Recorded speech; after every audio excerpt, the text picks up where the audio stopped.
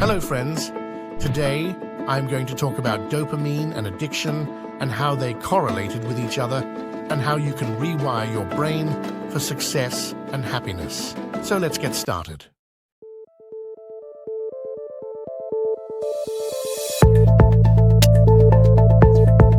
Your brain has a well-developed mechanism for experiencing pleasure and pain.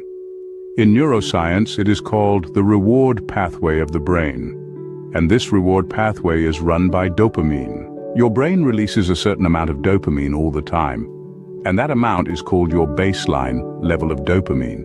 As long as you're in a normal state, your dopamine level remains constant to your baseline level, as shown in this graph. But when you're involved in an activity which gives you pleasure, such as smoking, your dopamine level suddenly increases to a certain peak.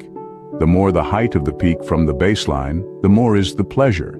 But this peak lasts for a very short period of time, and your dopamine level rapidly decreases and drops below the baseline. It is at that moment when you feel regret, depressed, and you start to crave another cigarette, so that you can raise your dopamine back and stop feeling depressed and miserable. So you light up the second cigarette and you feel happy. But after some time you start feeling low again and then you want another cigarette. This is the cycle of addiction.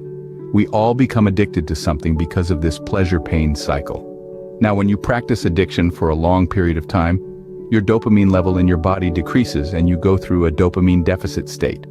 In this state, you feel lazy and drowsy and you don't have any motivation to do your work. So can you get out of this? The only solution is to do a dopamine fasting at least for 30 days.